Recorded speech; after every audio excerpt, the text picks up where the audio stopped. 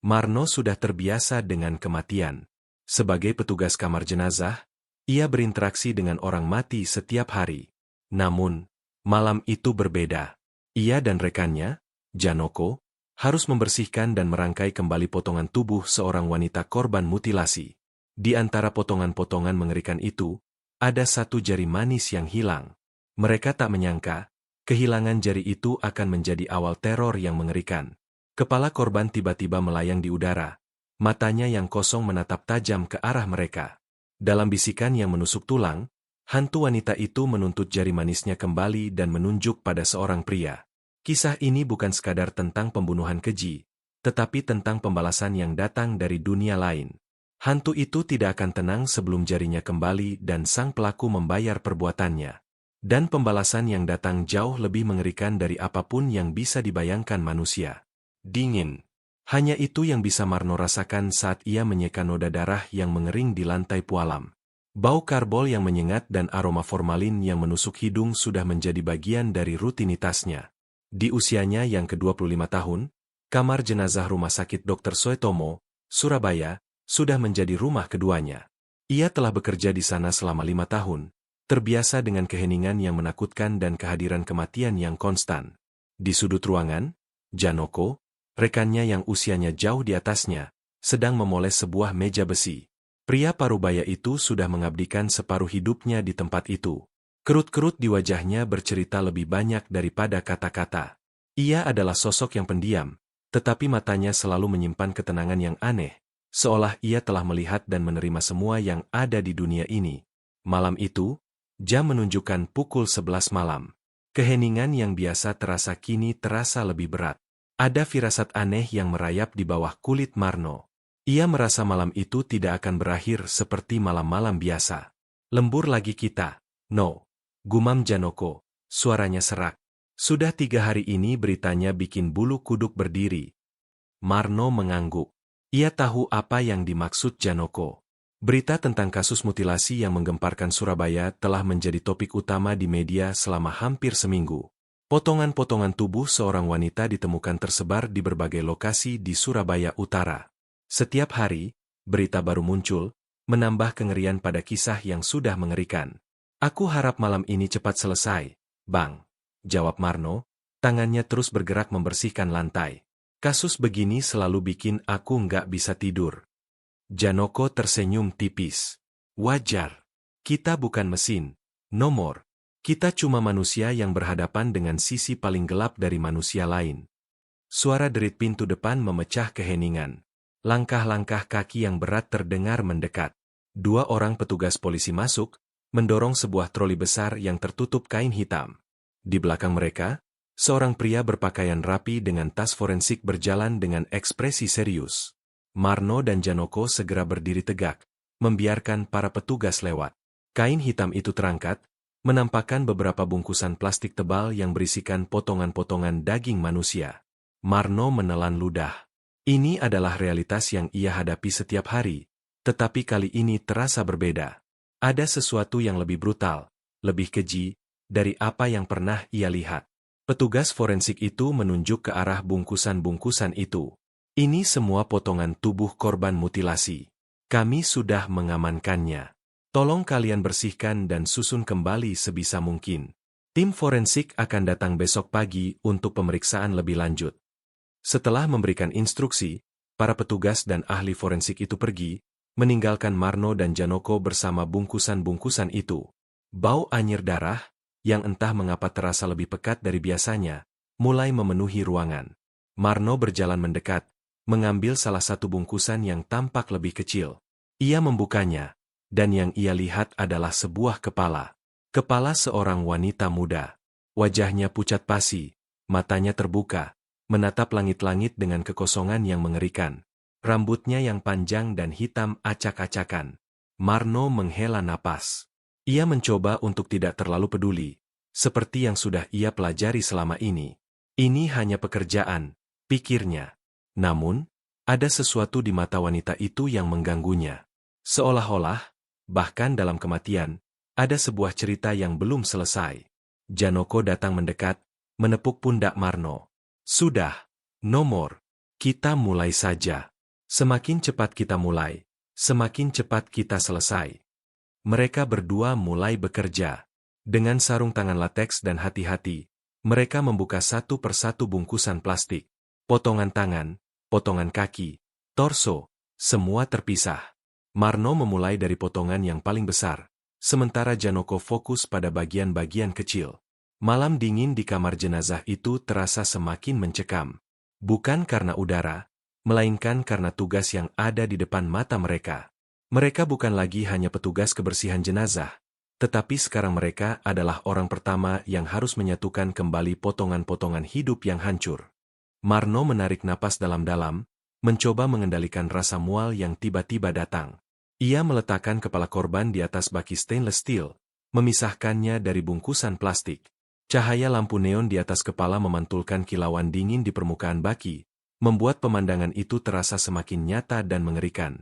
Mata wanita itu masih terbuka, seolah-olah kematiannya begitu mendadak hingga ia tidak sempat memejamkan mata. Ada sisa-sisa darah yang sudah mengering di sekitar lehernya, tempat pemotongan yang tidak rapi. Marno bergidik. Ini bukan pembunuhan biasa. Ini adalah perbuatan penuh amarah dan kekejaman. Sudah siap, no? Tanya Janoko, suaranya tenang. Marno mengangguk, meskipun ia merasa kakinya gemetar. Siap, Bang. Mereka mulai bekerja. Marno mengambil sebuah spons dan sebotol cairan pembersih. Ia memulai dari potongan kaki, yang terpotong di bagian lutut. Dengan hati-hati, ia membersihkan setiap inci kulit yang sudah pucat dan dingin. Lumpur dan kotoran menempel di beberapa bagian, sisa-sisa dari lokasi penemuan. Bau anyir darah yang mengering bercampur dengan aroma amis daging yang mulai membusuk. Marno harus menahan diri agar tidak muntah. Ia membayangkan betapa mengerikannya nasib wanita ini. Pasti ia sangat menderita. Ia menyentuh bagian lutut yang terpotong. Tulang-tulang terlihat jelas, dengan sisa-sisa urat dan ligamen yang putus. Potongan itu tidak rapi, seolah dilakukan dengan alat seadanya dan terburu-buru. Marno membalik potongan kaki itu, memeriksa setiap detail. Di betisnya, ada sebuah tato kecil bergambar kupu-kupu. Ia mengingat tato itu dari laporan yang ia baca di koran. Ini memang benar korban yang sama. Sementara Marno membersihkan potongan kaki, Janoko fokus pada bagian torso. Janoko bekerja dengan ketenangan yang luar biasa, seolah-olah ia sedang mengerjakan patung. Ia membersihkan sayatan-sayatan di perut dan dada, yang juga tampak brutal dan tidak beraturan. Mereka tidak berbicara, hanya suara-suara spons yang digesekkan di atas kulit dan tetesan air yang menetes dari meja besi. Waktu terasa sangat lama. Setiap detik adalah perjuangan bagi Marno. Ia sudah melihat banyak jenazah, tetapi jenazah ini berbeda. Jenazah ini adalah saksi bisu dari kekejaman manusia. Ia tidak bisa berhenti membayangkan bagaimana wanita ini menghabiskan saat-saat terakhirnya. Apakah ia berteriak? Apakah ia melawan? Pertanyaan-pertanyaan itu terus berputar di kepalanya, menambah beban psikologis yang ia rasakan. Setelah selesai membersihkan potongan kaki, Marno beralih ke potongan tangan. Kedua tangan korban terpotong di pergelangan. Sama seperti bagian tubuh lainnya, potongan itu tidak rapi. Marno membersihkan jari-jari yang kaku, yang tampaknya berusaha meraih sesuatu saat ia terbunuh. Ia membersihkan sela-sela jari, dan di sana ia menemukan sisa-sisa tanah dan pasir. Ia mengangkat salah satu tangan, dan tiba-tiba matanya menangkap sesuatu yang janggal. Ia melihat kelima jari di tangan kanan korban. Lengkap. Lalu ia melihat ke tangan kirinya. Ada 4 jari. 1 jari hilang. Jari manis di tangan kiri tidak ada. Marno mengerutkan dahi. Ia kembali melihat bungkusan plastik yang masih ada, memastikan tidak ada potongan jari yang terlewat. Nihil. Ia juga memeriksa lantai, di bawah meja, dan di mana saja yang bisa ia jangkau. Tidak ada. Jari manis itu benar-benar hilang. Bang! Panggil Marno. Jari manisnya hilang. Janoko yang sedang fokus membersihkan bagian leher torso mendongak. Jari apa? No. Jari manis di tangan kiri korban. Bang! Enggak ada. Janoko berjalan mendekat, melihat tangan kiri korban yang sudah Marno bersihkan. Benar. Ada lubang kecil di bagian pangkal jari manis, seolah-olah jari itu dipotong paksa. Janoko menghela napas. Mungkin jatuh saat penemuan, atau mungkin pelaku yang memotongnya untuk disimpan. Marno bergidik membayangkan kemungkinan itu. Pelaku menyimpan jari korban? Untuk apa? Ia tidak bisa membayangkannya. Terlalu mengerikan. Sudah. Nomor. Kita sudah bekerja sampai jam 2 malam. Kita laporkan ke polisi besok pagi, kata Janoko. Kita sudah mengerjakan bagian kita. Sisanya biar mereka yang urus. Marno mengangguk. Janoko benar. Mereka sudah terlalu lelah untuk memikirkan jari yang hilang itu. Marno menyimpan tangan kiri korban dengan hati-hati di atas nampan, memastikan tidak ada potongan lain yang tertinggal. Mereka mulai membersihkan semua alat dan sisa-sisa pekerjaan mereka. Keduanya ingin segera keluar dari ruangan yang kini terasa semakin mencekam. Malam itu, dinginnya udara tidak lagi terasa. Yang ada hanyalah rasa lelah dan kekosongan yang dalam. Seolah sebagian dari jiwa mereka ikut terkikis oleh kengerian yang mereka hadapi. Mereka tidak tahu, malam itu adalah awal dari teror yang tidak bisa mereka bayangkan. Malam itu, mereka berurusan dengan sesuatu yang tidak bisa dijelaskan oleh ilmu forensik manapun. Rasa lega menyelimuti Marno. Ia sudah meletakkan potongan-potongan tubuh korban di atas baki-baki terpisah, siap untuk diperiksa oleh tim forensik keesokan paginya. Janoko memandangi hasil kerja mereka dengan mata yang lelah, tetapi ada kepuasan di dalamnya. Mereka telah menyelesaikan pekerjaan yang paling sulit, merangkai kembali teka-teki mengerikan yang ditinggalkan oleh seorang pembunuh berdarah dingin. Sudah beres. Nomor. Mari kita pulang, ajak Janoko sambil melepas sarung tangan lateksnya.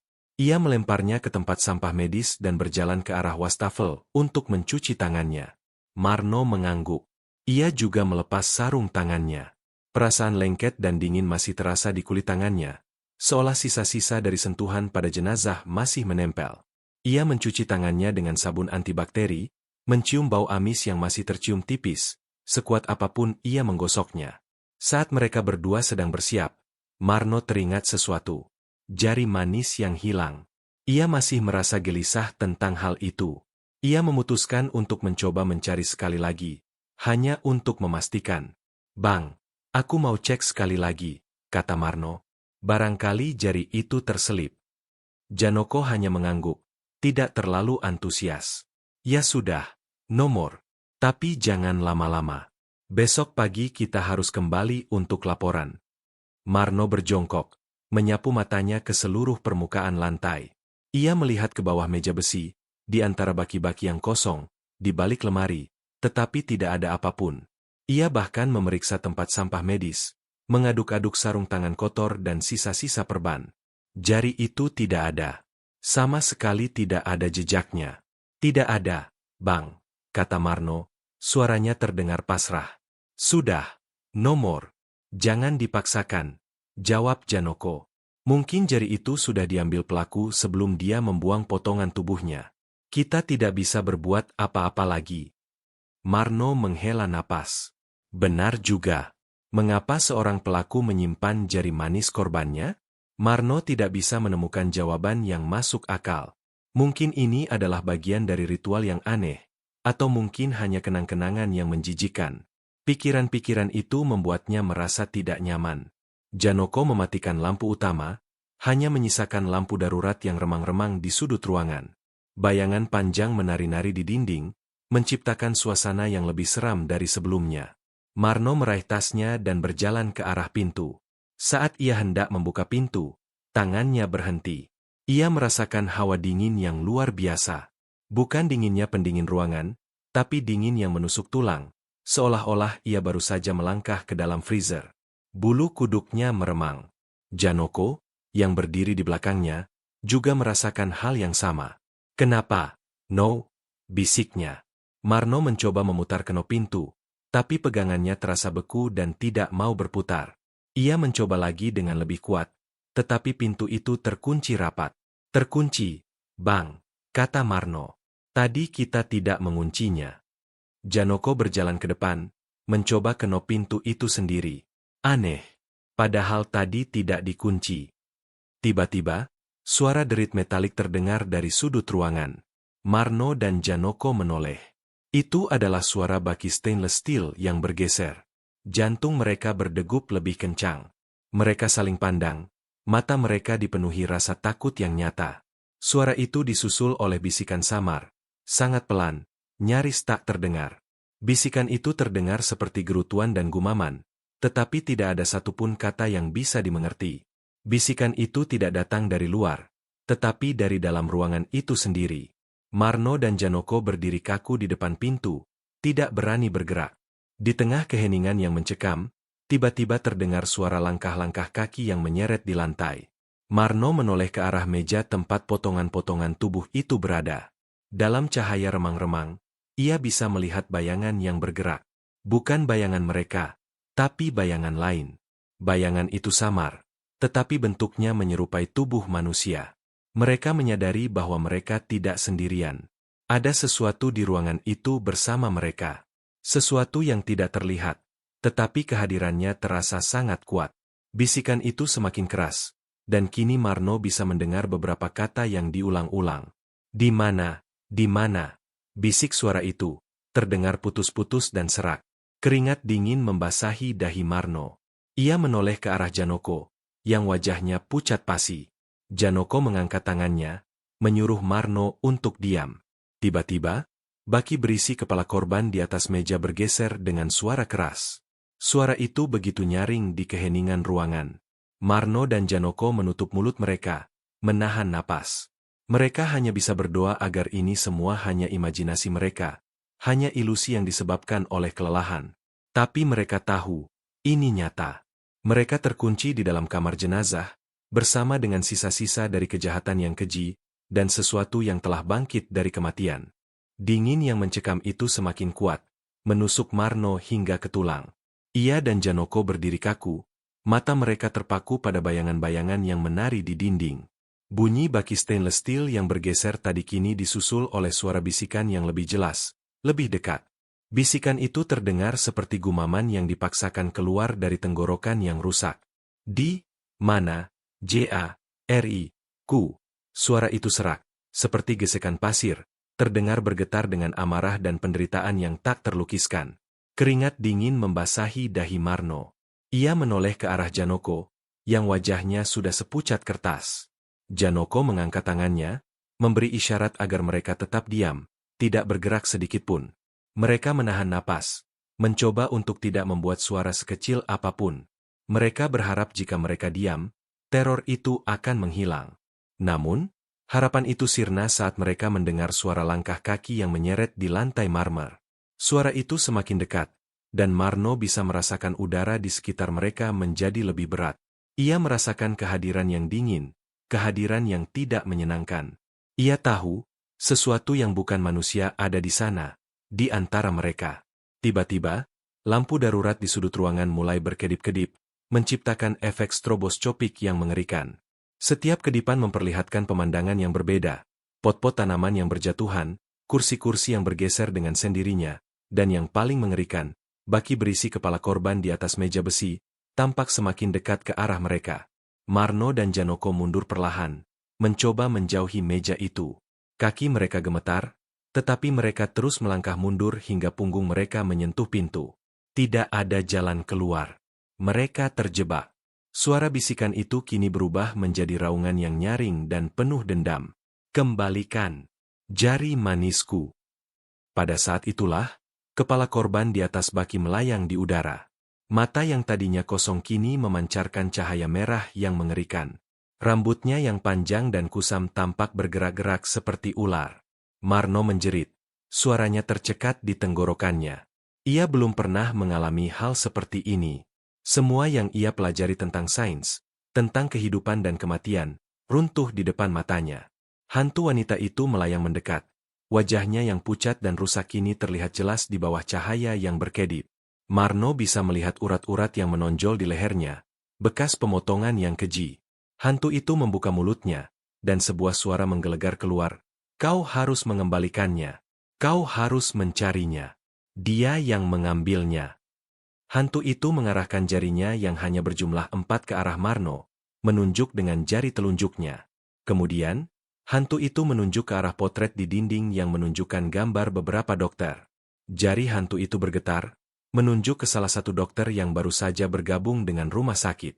Dokter muda itu bernama Rian. Marno dan Janoko terkejut. Mereka tahu siapa Rian. Ia adalah seorang dokter muda yang baru bekerja di rumah sakit ini beberapa bulan, dikenal ramah dan murah senyum. Bagaimana mungkin ia terlibat dalam hal mengerikan ini? Hantu itu terus berteriak. Suaranya terdengar seperti pecahan kaca. Dia yang mengambilnya. Dia menggunakannya untuk jadi jin. Dia bawa untuk jimat. Tiba-tiba, hantu itu bergerak dengan cepat, seolah-olah ia ditarik oleh benang tak kasat mata, dan masuk ke dalam kepala korban. Kepala itu jatuh kembali ke baki stainless steel dengan suara yang keras, dan ruangan kembali hening. Lampu darurat berhenti berkedip, tetapi ruangan itu masih terasa gelap dan dingin. Marno dan Janoko tetap berdiri kaku. Napas mereka terengah-engah. Mereka saling pandang, mencoba meyakinkan diri bahwa apa yang baru saja terjadi hanyalah ilusi. Tapi mereka tahu, itu bukan ilusi. Itu nyata. Jantung mereka berdebar-debar, dan pikiran mereka dipenuhi dengan kata-kata hantu itu. Rian, jimat, gumam Marno, suaranya serak. Janoko memandang Marno, matanya dipenuhi dengan ketakutan. Kita harus keluar dari sini. Nomor. Kita harus melaporkan ini ke polisi. Sekarang juga. Dengan tangan yang gemetar, Marno memutar kenop pintu. Kali ini, pintu itu terbuka dengan mudah. Mereka bergegas keluar, meninggalkan ruangan gelap yang terasa dingin dan penuh dengan kehadiran yang mengerikan. Mereka tidak lagi peduli dengan jam yang menunjukkan pukul 2 dini hari, atau dengan lelah yang mematikan. Mereka hanya ingin menjauh dari tempat itu, dari teror yang baru saja dimulai. Mereka tidak tahu, teror itu akan terus mengikuti mereka. Dingin malam di luar kamar jenazah terasa seperti surga. Marno dan Janoko berlari keluar. Jantung mereka masih berdetak tak karuan. Mereka tidak berhenti hingga sampai di depan pos jaga, tempat seorang satpam tua sedang tertidur pulas. Marno mengguncang bahunya dengan keras. Pak, panggil Marno. Kita harus lapor polisi sekarang. Satpam itu terbangun dengan bingung, menggosok matanya. Ada apa toh? Le? Kok lari-lari kayak dikejar setan? Marno tidak bisa menahan diri untuk tidak tertawa getir. Lebih parah dari itu. Pak, kita baru saja lihat sesuatu yang enggak bisa dijelaskan. Janoko, yang lebih tenang, mencoba menjelaskan situasinya. Ada petunjuk baru dari jenazah korban. Pak, kita harus lapor ke polisi. Satpam itu yang bernama Pak Ujang, mengerutkan kening, tidak mengerti. Petunjuk apa? Bukannya sudah kalian bereskan semua? Ini masalah gaib, Pak, kata Marno, suaranya bergetar. Hantu korban dia menampakkan diri. Dia bilang, ada jari manisnya yang hilang, dan pelakunya adalah seseorang yang kita kenal. Pak Ujang menatap mereka dengan tatapan tidak percaya. Ia menganggap Marno dan Janoko kelelahan dan berhalusinasi. Namun, melihat wajah mereka yang pucat dan ketakutan yang nyata, ia akhirnya mengalah. Ia meminjamkan telepon genggamnya, dan Marno segera menelepon polisi. Panggilan telepon itu terasa seperti selamanya. Marno mencoba menjelaskan dengan sejelas mungkin, tetapi ia tahu, ceritanya terdengar tidak masuk akal. Polisi di ujung telepon hanya mencatat dengan skeptis. Baik, saya catat. Kamu bilang hantu korban mutilasi memberitahu kamu siapa pelakunya? Dengan ciri-ciri bekas luka bakar di tangan. Suara polisi itu terdengar geli. Coba kamu sebutkan namanya. Saya akan cek. Dengan ragu, Marno menyebutkan nama yang ditunjukkan hantu itu. Rian. Pak, seorang dokter di rumah sakit ini. Ada keheningan di ujung telepon. Marno menunggu. Hatinya berdebar-debar. Tunggu sebentar, kata polisi itu, dan Marno bisa mendengar suara keyboard di ujung sana. Keheningan itu terasa begitu panjang. Janoko menatap Marno, matanya dipenuhi pertanyaan. Apa yang akan terjadi? Apakah polisi akan menganggap mereka gila dan menutup kasus ini? Tiba-tiba, suara polisi itu kembali. Kamu yakin namanya Rian? Dokter di rumah sakit tempatmu bekerja. Iya, Pak. Hantu itu yang menunjukkan gambarnya. Jawab Marno. Ada apa ini, Bribtu Rendra? Terdengar suara lain di ujung telepon. Ada perkembangan kasus. Izin, Komandan. Ada saksi yang mengaku mendapat petunjuk dari hantu korban. Dia menyebut nama Rian, salah satu saksi yang sudah kita periksa. Dan anehnya, ciri-ciri yang dia sebutkan, bekas luka bakar di tangan, sama persis dengan ciri-ciri Rian. Kita sempat curiga dengan dia, tapi tidak ada bukti kuat. Marno dan Janoko saling pandang. Mereka tidak percaya dengan apa yang baru saja mereka dengar. Ada kesesuaian antara petunjuk gaib dan data yang dimiliki polisi. Baiklah, saya akan kirim tim ke sana. Jangan pergi dari tempat itu, kata polisi itu, suaranya kini terdengar serius. Dan kalian berdua, jangan sentuh apapun di dalam kamar jenazah sampai tim kami tiba. Panggilan telepon terputus. Marno dan Janoko merasa lega, tetapi juga ketakutan. Mereka berhasil menyampaikan pesan hantu itu. Tetapi apakah mereka aman? Apakah teror itu akan berakhir? Sekitar 30 menit kemudian, sebuah mobil polisi tiba. 2 orang petugas turun, wajah mereka serius. Salah satunya adalah Bribtu Rendra, yang tadi berbicara dengan Marno. Ia memperkenalkan dirinya dan rekannya, Aibtu Doni. Jadi, kalian berdua yang menelepon, tanya Bribtu Rendra. Tolong ceritakan kembali dengan detail. Jangan ada yang dilewatkan. Marno dan Janoko menceritakan semuanya, dari awal hingga akhir. Dari jari yang hilang, pintu yang terkunci, hingga kepala yang melayang dan menunjuk ke arah Rian. Mereka bercerita dengan jujur, tidak mencoba untuk membuat cerita mereka terdengar lebih logis. Mereka tahu, ini adalah satu-satunya cara untuk meyakinkan polisi. Aibtu Doni mendengarkan dengan skeptis, tetapi Bribtu Rendra tampak merenung. Saat kami periksa Rian, ia terlihat sangat gugup, tapi alibinya kuat, dan tidak ada bukti fisik yang mengarah padanya. Ia juga yang pertama kali melaporkan penemuan potongan tubuh. Mungkin dia sengaja melakukannya, Pak, kata Marno, untuk mengalihkan kecurigaan. Dan jari itu, lanjut Janoko. Hantu itu bilang, jari itu digunakan untuk jimat. Polisi saling pandang. Mereka sudah bekerja di lapangan selama bertahun-tahun, tetapi ini adalah pertama kalinya mereka mendengar tentang petunjuk dari dunia lain. Namun, ada satu hal yang tidak bisa mereka abaikan, kecocokan antara ciri-ciri yang disebutkan Marno dan data yang mereka miliki tentang Rian. Itu terlalu kebetulan untuk diabaikan. Kami akan mengamankan Rian. Kalian berdua, ikut kami ke kantor polisi untuk memberikan keterangan lebih lanjut, kata Aibtu Doni. Kami butuh pernyataan tertulis dari kalian. Marno dan Janoko setuju. Mereka tahu, ini adalah satu-satunya cara untuk mengakhiri teror yang menghantui mereka. Mereka berjalan menuju mobil polisi, meninggalkan kamar jenazah yang gelap dan dingin, dengan harapan bahwa malam itu, kebenaran akan terungkap, dan mereka akan mendapatkan kembali ketenangan hidup mereka. Udara malam yang dingin terasa menusuk tulang, tetapi Marno dan Janoko tidak merasakannya. Mereka duduk di kursi belakang mobil polisi, pikiran mereka masih dipenuhi dengan kejadian-kejadian aneh di kamar jenazah. Teror yang mereka alami terasa begitu nyata, dan kini mereka akan menghadapi realitas yang bahkan lebih mengerikan. Kemungkinan bahwa seorang dokter yang mereka kenal adalah seorang pembunuh berantai. Selama perjalanan menuju kantor polisi, Marno terdiam. Ia menatap keluar jendela, melihat lampu-lampu jalan yang bergerak cepat. Ia mencoba mencerna semua yang terjadi. Ada sebuah jari yang hilang, sebuah hantu yang bangkit dari kematian, dan sebuah petunjuk yang membawa mereka pada seorang pria yang dikenal ramah dan baik hati. Marno merasa bingung. Apakah ia harus percaya pada apa yang ia lihat? Ataukah ia harus percaya pada apa yang ia ketahui tentang Rian? Janoko, yang duduk di sampingnya, juga diam. Ia tampak merenung, matanya terpejam. Mungkin ia sedang berdoa, atau mungkin ia juga mencoba mencari jawaban di dalam pikirannya. Saat mereka sampai di kantor polisi, mereka disambut oleh beberapa petugas yang sudah menunggu.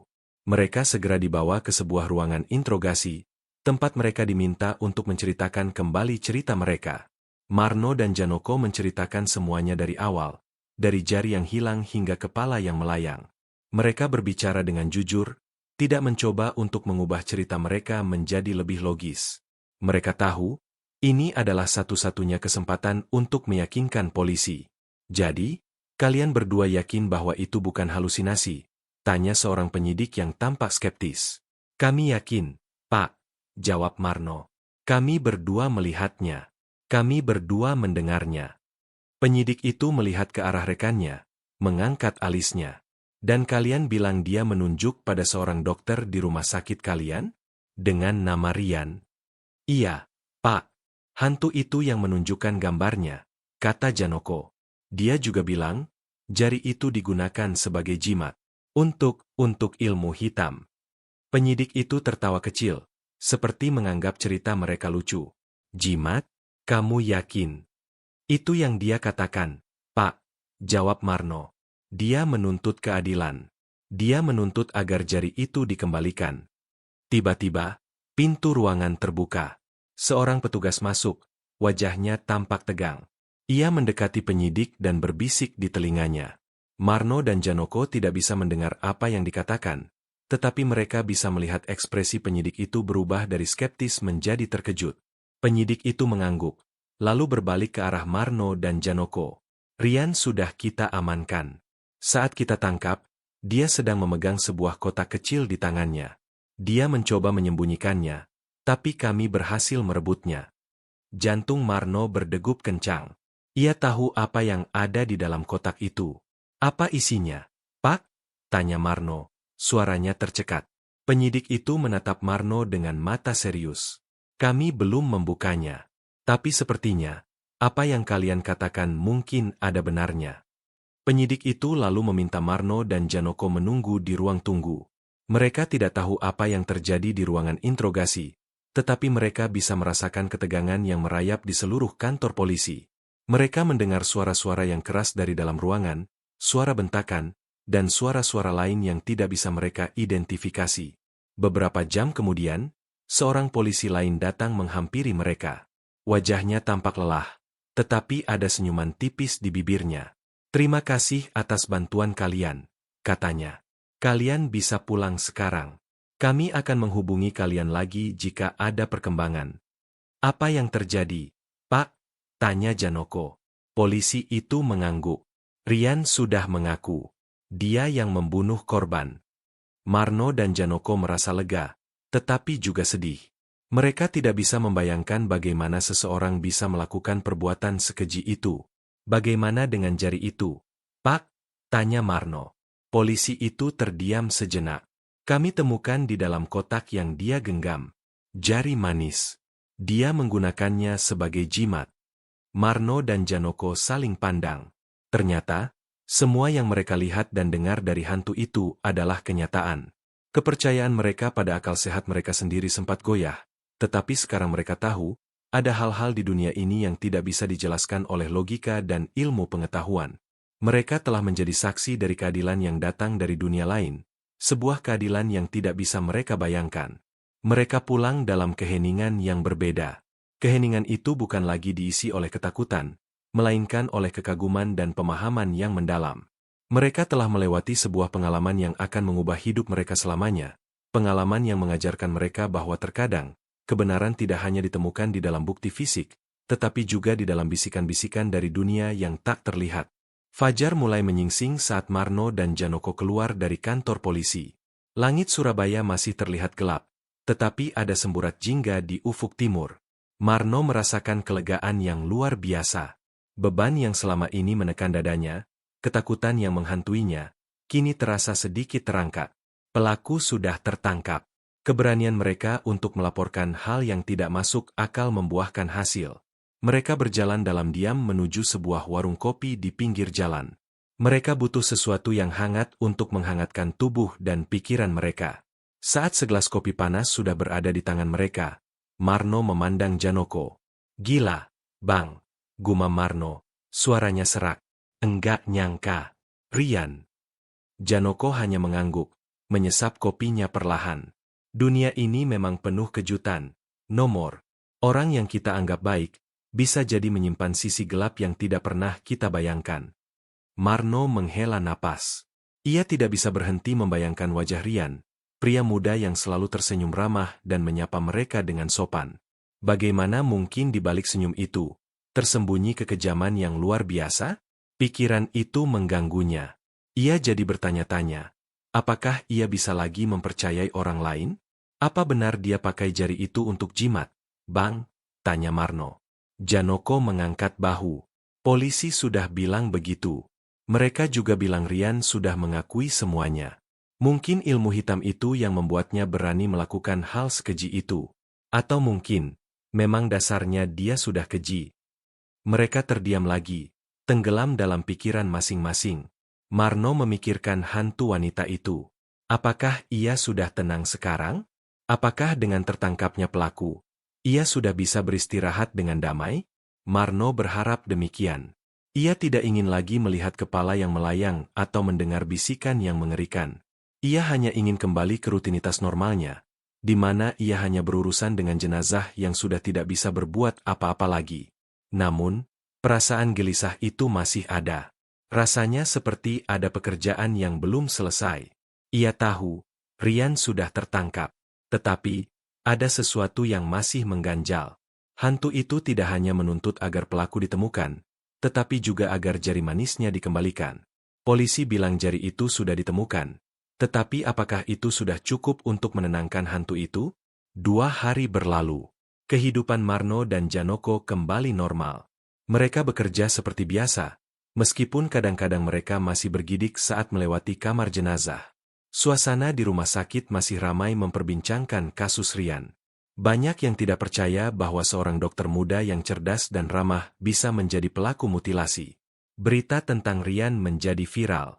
Media memberitakan tentang pengakuannya, tentang motifnya yang didasari oleh cemburu buta, dan yang paling mengejutkan, tentang keterlibatannya dalam ilmu hitam. Nama Marno dan Janoko tidak disebutkan, tetapi mereka tahu, mereka adalah saksi kunci yang membawa kasus ini pada titik terang.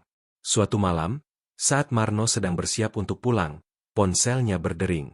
Itu adalah nomor dari Janoko. Marno mengangkatnya dengan rasa penasaran. Biasanya, Janoko tidak menelepon di luar jam kerja. "Halo, Bang? Ada apa?" tanya Marno. Suara Janoko di ujung telepon terdengar pelan dan bergetar. "No, aku baru saja dapat kabar dari teman di kantor polisi. Ada hal aneh yang terjadi." Jantung Marno berdegup kencang. Firasat buruk yang sudah 2 hari ini ia coba hilangkan, kini kembali datang. "Hal aneh apa, Bang?" "Rian, dia ditemukan tewas di selnya," kata Janoko. Suaranya hampir tidak terdengar. Marno terdiam. Otaknya mencoba mencerna informasi itu. "Tewas? Kenapa?" "Bunuh diri," kata polisi. "Dia tewas karena lehernya terjerat sarung bantal." Mereka menduga bunuh diri. Tapi, Janoko berhenti sejenak, mengambil napas. "Tapi teman di sana bilang ada kejanggalan. Aku harus memastikan sendiri besok pagi saat jenazahnya dibawa ke kamar mayat kita." Marno merasa dingin merayap di punggungnya. Ia tahu kejanggalan apa yang dimaksud Janoko. Hantu wanita itu. Apakah ia yang melakukan ini?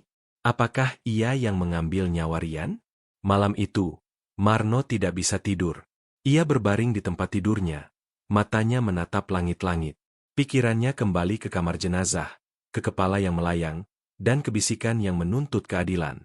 Ia merasa seperti ia telah membuka sebuah kotak Pandora, dan sekarang ia harus menghadapi konsekuensinya.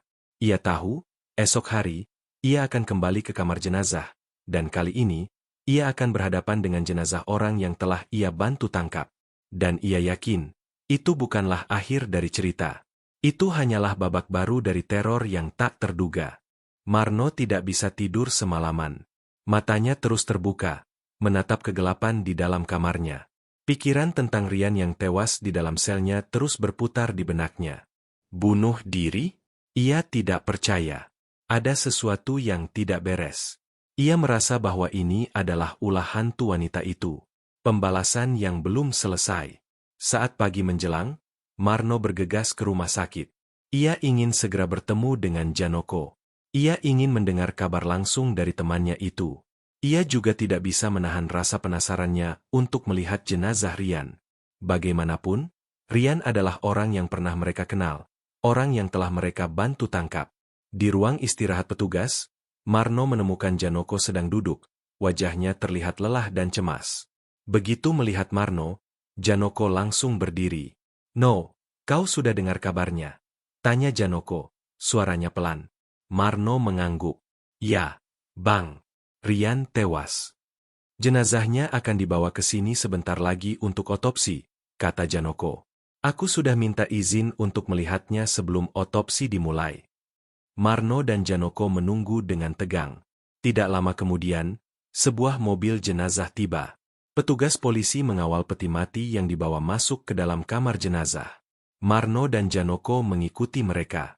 Peti mati itu diletakkan di atas meja besi yang sama, di mana beberapa hari yang lalu mereka merangkai kembali potongan tubuh wanita malang itu. Suasana di dalam ruangan terasa lebih dingin dari biasanya. Setelah para polisi dan petugas pergi, hanya menyisakan mereka berdua. Janoko membuka peti mati itu dengan hati-hati. Marno mendekat, menahan napas. Ia melihat wajah Rian yang pucat, matanya terpejam. Lehernya terlihat memar, seperti bekas cekikan yang kuat. Marno menyentuh leher itu, merasakan dinginnya kulit yang kaku. Namun, yang paling menarik perhatian mereka bukanlah memar itu.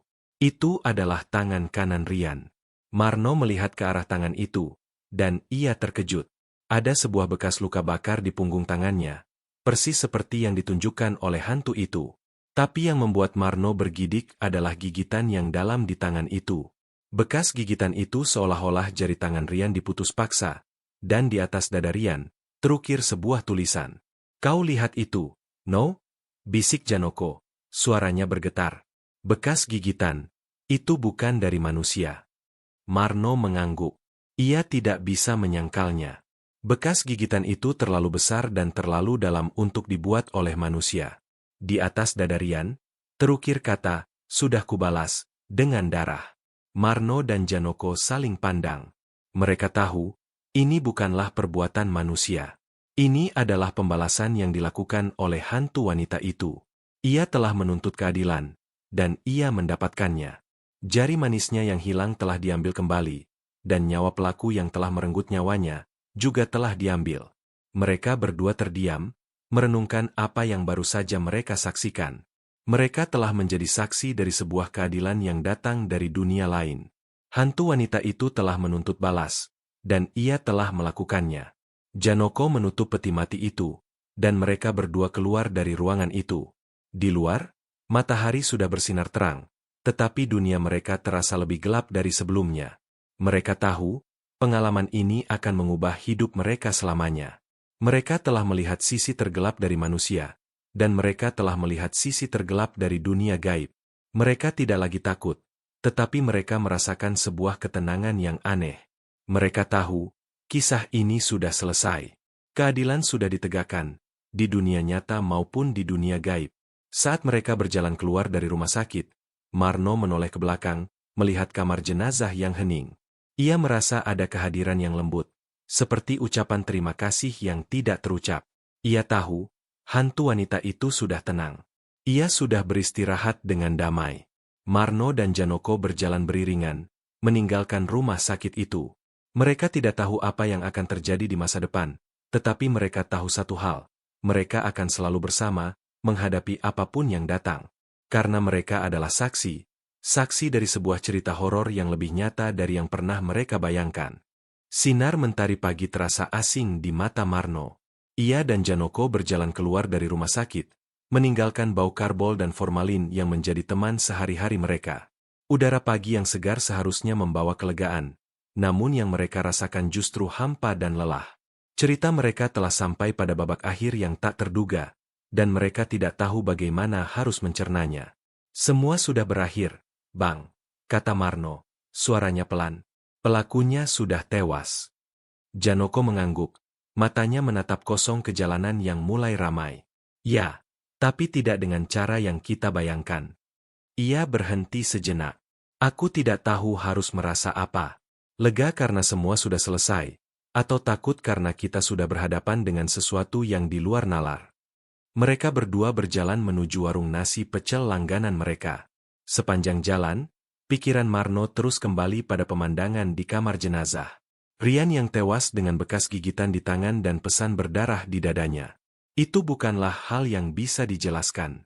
Itu adalah pembalasan yang dilakukan oleh kekuatan di luar batas pemahaman manusia. Sambil menikmati pecel, Marno memandang Janoko yang duduk di depannya. Pria tua itu terlihat lebih tua dari usianya. Pengalaman ini telah menggoreskan jejak yang dalam di wajahnya. Apa kita harus cerita ke orang lain, Bang? Tanya Marno. Janoko menggelengkan kepala. Tidak. Nomor. Tidak ada yang akan percaya. Mereka akan menganggap kita gila. Biarkan saja cerita ini menjadi rahasia kita. Kita berdua yang melihat. Kita berdua yang tahu. Marno setuju. Mereka telah menjadi saksi dari keadilan yang datang dari dunia lain. Sebuah keadilan yang tidak bisa diceritakan. Mereka telah melihat sisi tergelam dari manusia. Dan mereka telah melihat sisi tergelap dari dunia gaib. Pengalaman itu telah mengubah mereka selamanya. Mereka tidak lagi takut. Tetapi mereka memiliki pemahaman baru tentang kehidupan dan kematian. Hari-hari berlalu. Kasus Rian terus menjadi berita utama.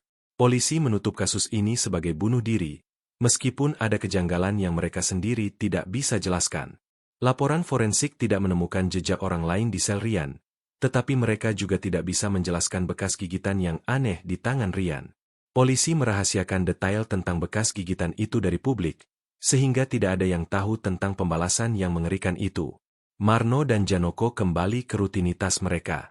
Mereka bekerja seperti biasa, membersihkan jenazah, menyiapkan alat, dan menjalani kehidupan sehari-hari mereka. Namun, ada sesuatu yang berbeda dalam diri mereka. Mereka menjadi lebih pendiam, lebih hati-hati. Mereka tidak lagi takut dengan kegelapan, tetapi mereka menghormati kekuatan yang ada di dalamnya.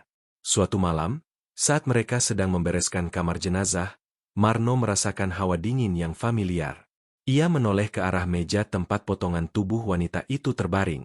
Tidak ada apa-apa, tetapi ia bisa merasakan kehadiran yang lembut, sebuah energi yang damai. Ia tersenyum tipis. Ia tahu, hantu wanita itu sudah tenang.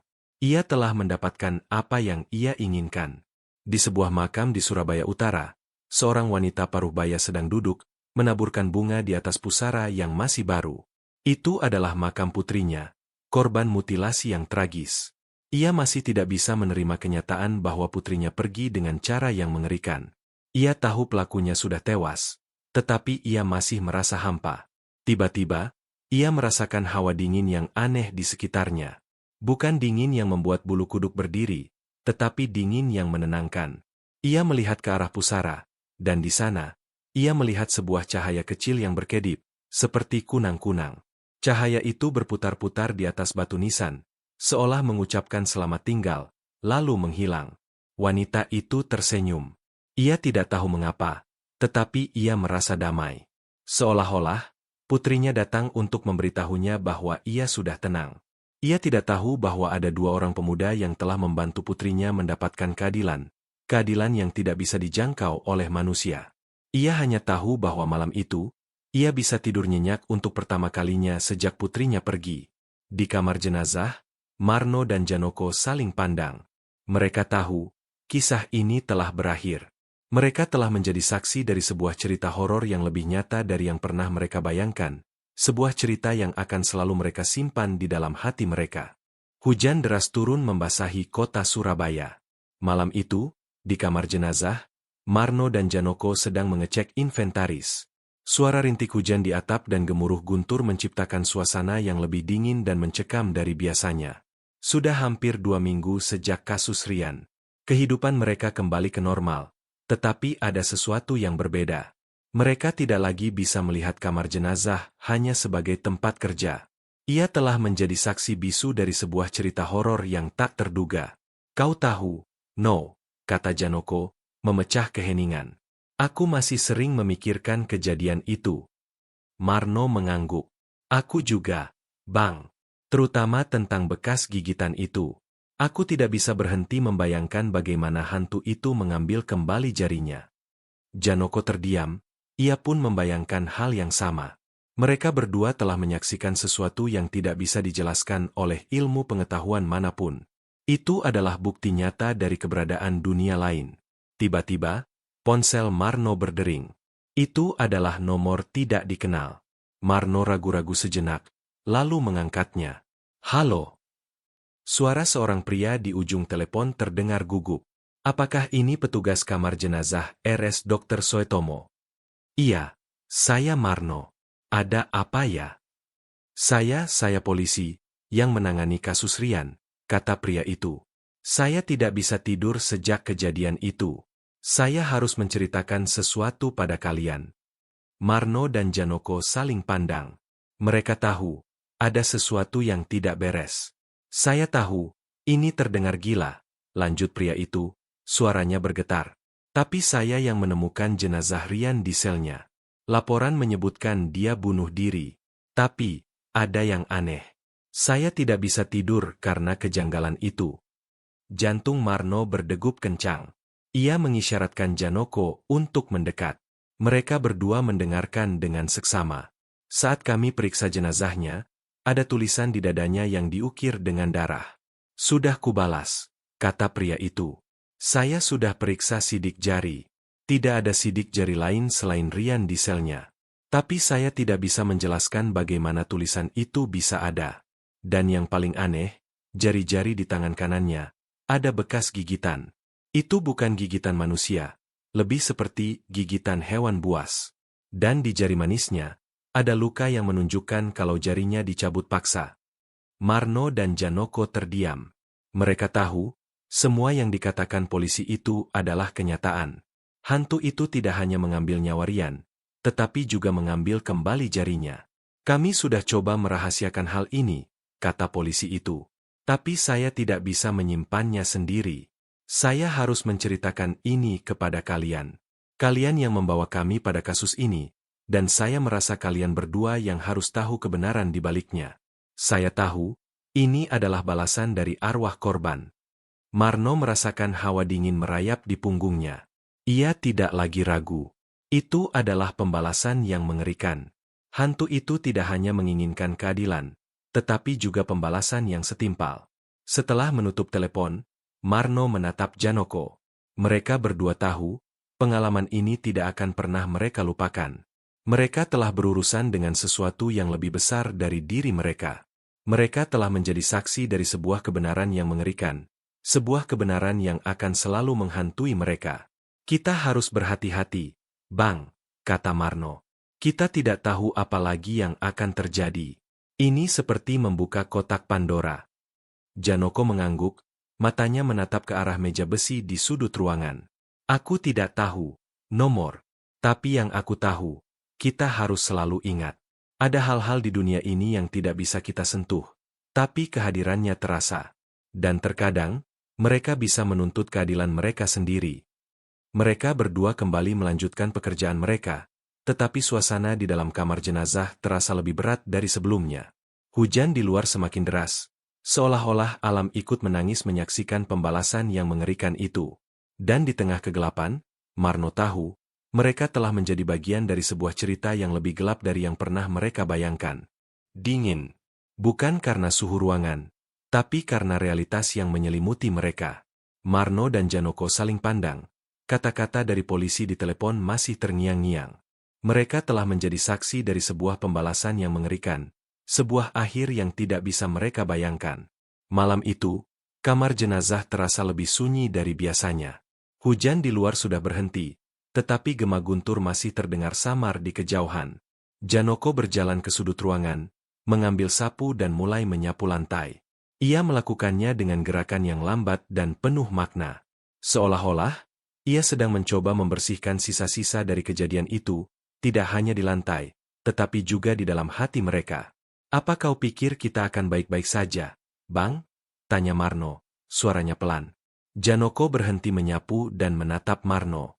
Aku tidak tahu nomor, tapi yang aku tahu, kita harus melanjutkan hidup. Kita tidak bisa terus-terusan dihantui oleh masa lalu. Kita harus belajar dari pengalaman ini. Marno mengangguk. Ia tahu Janoko benar. Mereka telah melewati batas antara dunia hidup dan mati. Mereka telah melihat kebenaran yang tidak bisa dijelaskan oleh siapapun. Dan mereka harus hidup dengan itu. Beberapa hari kemudian, kehidupan mereka kembali ke rutinitas. Marno dan Janoko bekerja seperti biasa, meskipun mereka tidak lagi sama. Mereka menjadi lebih pendiam, lebih hati-hati. Mereka tidak lagi takut dengan kegelapan, tetapi mereka menghormati kekuatan yang ada di dalamnya. Suatu sore, saat mereka sedang bersiap untuk pulang, Marno merasakan hawa dingin yang familiar. Bukan dingin yang menusuk, tetapi dingin yang menenangkan. Ia menoleh ke arah meja tempat potongan tubuh wanita itu terbaring. Tidak ada apa-apa, tetapi ia bisa merasakan kehadiran yang lembut, sebuah energi yang damai. Ia tersenyum tipis. Ia tahu, hantu wanita itu sudah tenang. Ia telah mendapatkan apa yang ia inginkan. Keadilan telah ditegakkan, dan ia telah beristirahat dengan damai. Di sebuah makam di Surabaya Utara, seorang wanita paruh baya sedang duduk, menaburkan bunga di atas pusara yang masih baru. Itu adalah makam putrinya, korban mutilasi yang tragis. Ia masih tidak bisa menerima kenyataan bahwa putrinya pergi dengan cara yang mengerikan. Ia tahu pelakunya sudah tewas, tetapi ia masih merasa hampa. Tiba-tiba, ia merasakan hawa dingin yang aneh di sekitarnya. Bukan dingin yang membuat bulu kuduk berdiri, tetapi dingin yang menenangkan. Ia melihat ke arah pusara, dan di sana, ia melihat sebuah cahaya kecil yang berkedip, seperti kunang-kunang. Cahaya itu berputar-putar di atas batu nisan, seolah mengucapkan selamat tinggal, lalu menghilang. Wanita itu tersenyum. Ia tidak tahu mengapa, tetapi ia merasa damai. Seolah-olah, putrinya datang untuk memberitahunya bahwa ia sudah tenang. Ia tidak tahu bahwa ada dua orang pemuda yang telah membantu putrinya mendapatkan keadilan yang tidak bisa dijangkau oleh manusia. Ia hanya tahu bahwa malam itu, ia bisa tidur nyenyak untuk pertama kalinya sejak putrinya pergi. Di kamar jenazah, Marno dan Janoko saling pandang. Mereka tahu, kisah ini telah berakhir. Mereka telah menjadi saksi dari sebuah cerita horor yang lebih nyata dari yang pernah mereka bayangkan. Sebuah cerita yang akan selalu mereka simpan di dalam hati mereka. Marno dan Janoko berjalan beriringan keluar dari rumah sakit, meninggalkan bau karbol dan formalin yang menjadi teman sehari-hari mereka. Udara malam yang sejuk menerpa wajah mereka. Mereka tidak tahu apa yang akan terjadi di masa depan, tetapi mereka tahu satu hal, mereka akan selalu bersama, menghadapi apapun yang datang. Karena mereka adalah saksi dari sebuah cerita horor yang lebih nyata dari yang pernah mereka bayangkan. Sebuah cerita tentang kejahatan, pembalasan, dan keadilan yang datang dari dunia lain.